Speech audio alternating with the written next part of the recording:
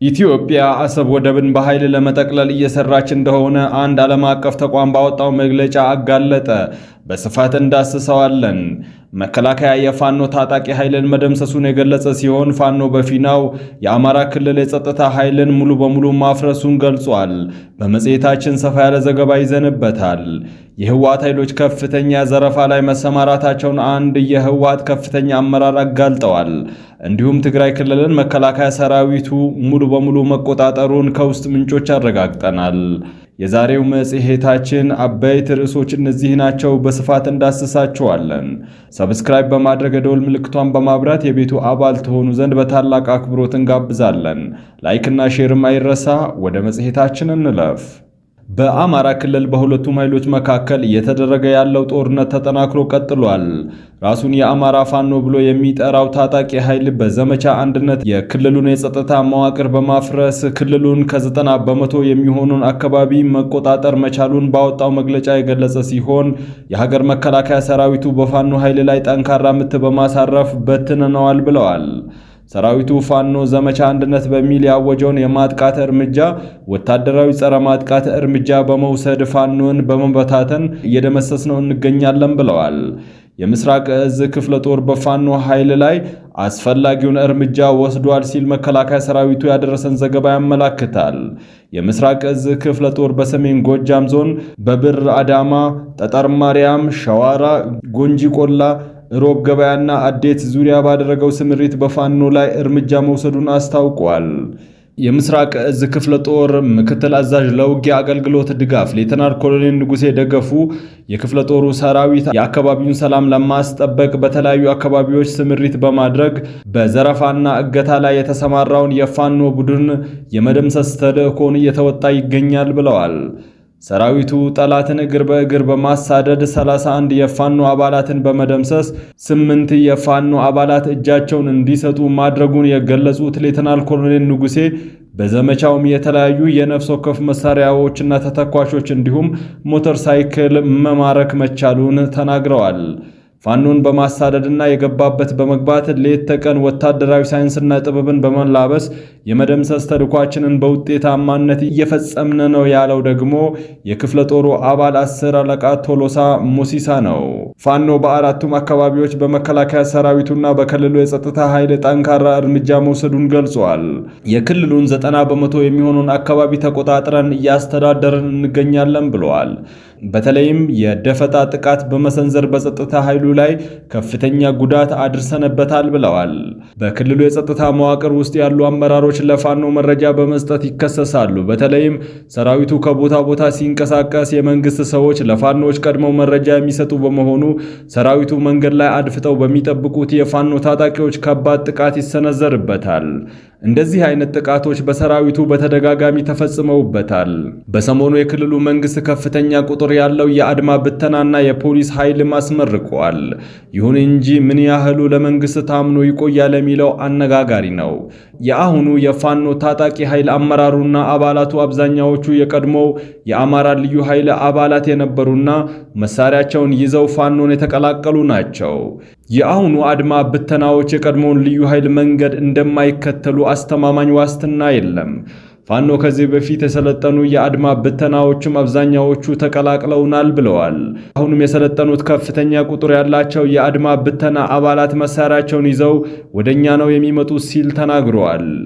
የኢትዮጵያ መከላከያ ሰራዊትና የኢትዮጵያ ፌዴራል ፖሊስ ትግራይ ክልልን መቆጣጠሩን ተከትሎ ሻዕቢያ ከፍተኛ መሸበር ውስጥ መግባቱን ከአስመራ የተገኙ የደህንነት መረጃዎች አረጋግጠዋል። ሻዕቢያ ዛላምበሳ አካባቢ አስፍሮት የነበረው ጦሩ እንዲያፈገፍግ ትዕዛዝ መስጠቱን ነው ለማወቅ የተቻለው። ከትግራይ የጸጥታ ኃይል ዋና አዛዥ የሆኑት ታደሰ ወዱ ወረደ ጋር በተደረገ ስምምነት መሰረት የኢትዮጵያን ሉዓላዊነት ለማስጠበቅ የሚቻልበት ሙሉ ቁመና ለማረጋገጥ የትግራይ ክልልን መቆጣጠር ዋነኛ ተግባር በመሆኑ በሁለቱም አካላት ታምኖበት ዛሬ ከፍተኛ ቁጥር ያለው የመከላከያ ሰራዊትና የፌዴራል ፖሊስ ኃይል ወደ ክልሉ ገብተዋል። ይህን ተከትሎም ሻዕቢያ በከፍተኛ መሸበር ውስጥ የወደቀ ሲሆን አዳሩን አስመራ ስትታመስ ማደሯንም ለማወቅ ችለናል። ዶክተር አብይ አህመድ አሰብ ወደብን በጉልበት ይጠቀልላሉ የሚል ስጋት እንዳለው በዓለም አቀፍ ደረጃ እንዲሁም በሀገራት መካከል ውጥረት ሲከሰት ሰፋ ያለ የቀውስ ጥናት ወይም ክራይሲስ ሪሰርች በማድረግ የሚታወቀው ኢንተርናሽናል ክራይሲስ ግሩፕ የተባለ ግብረሰናይ ድርጅት ሰፋ ያለ ዘገባ አውጥቷል። ይህ ግብረሰናይ ድርጅት ዋና መቀመጫው ቤልጅየም ብራሰልስ ሲሆን ዋነኛ ዓላማው በሀገራት መካከል ውጥረት ሲነግስ ጦርነትን ለማስቀረት፣ ሰላምን ለማውረድ እንዲሁም ለተለያዩ ሀገራት የፖሊሲ ጥናቶችን በማካሄድ ይታወቃል። ይህ ተቋም የአሜሪካ የውጭ ጉዳይ ፖሊሲን ከሚወስኑ ጥናትና ምርምር ማዕከላት ውስጥ አንዱና ምናልባትም ቀዳሚው ኢንተርናሽናል ክራይሲስ ግሩፕ ነው። ክራይሲስ ግሩፕ ከ4 ቀናት በፊት ማለትም ከማርች 27 2025 ባሳተመው ጥልቅ ጥናትና ምርምር ውጤት የዓለም አቀፉ ማህበረሰብ ኢትዮጵያ የምትወሰንበት የቀይ ባህር ጠረፍ ግዛት እንዲኖራት መግባባት ላይ ቢደርስም የዓለም ፖለቲካ አሰላለፍ መዛባትን ተከትሎ የኢትዮጵያው መሪ አብይ አህመድ ቀይ ባህርን በኃይል የመጠቅለል እድላቸው ሰፊ ነው ሲል ያትታል።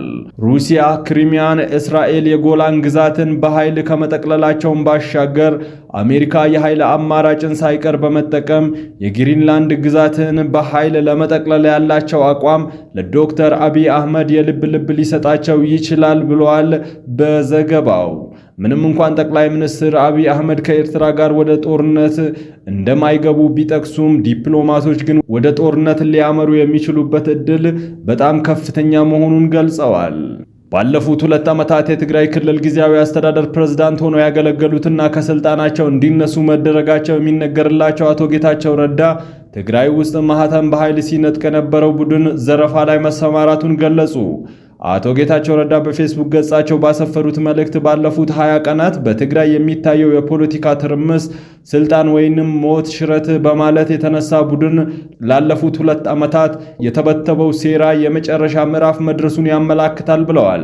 ሕግና ስርዓትን ያከብራሉ ተብሎ ተስፋ የተጣለባቸው አንዳንድ የተሻለ ታሪክ የነበራቸው ዝነኛ ሰዎችም ሳይቀሩ የስርዓቱ ጭቃ ውስጥ ገብተው የሚያቦኩበት ሁኔታ ተፈጥሯል ነው ያሉት አቶ ጌታቸው። ከማህተም መለቃቀም በኋላ የመንግስት መስሪያ ቤቶችን በጉልበት የተቆጣጠረው ኃይል እስካሁን ያከናወናቸው ነገሮች ጥቂት ናቸው ያሉት አቶ ጌታቸው በመጀመሪያም ተቆጣጥረናቸዋል በሚሏቸው ዋና ዋና ከተሞች ደጋፊዎች ለሚሏቸው ሰዎች መሬት ማከፋፈልና ለገቢ ምንጩ የሚውል ሰፊ የመሬት መውረር ዘመቻ ነው ያካሄደው ብለዋል።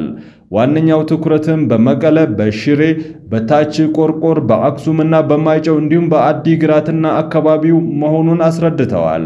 ያገኘውን መሬት ለመከፋፈልና ለመሸጥ እንጂ የጠፋውን ለመመለስ ምንም ፍላጎት ወይንም ተነሳሽነት የሌለው ኃይል በመሆኑ ተፈናቃዮች ወደ ነበሩበት ለመመለስ የትግራይን ሉዓላዊ መሬት ለማስመለስ ከመፈከር ያለፈ ጥያቄ እንኳን ሲያቀርብ አልታየም በማለት በብርቱ ተችተውታል።